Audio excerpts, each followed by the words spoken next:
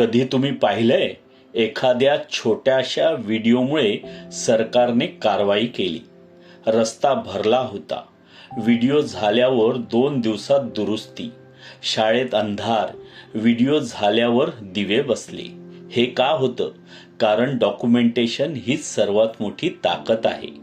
मोबाईलवर केलेलं shoot, social मीडियावर केलेलं पोस्ट आणि तुमचा आवाज हजारोंपर्यंत पोहोचतो.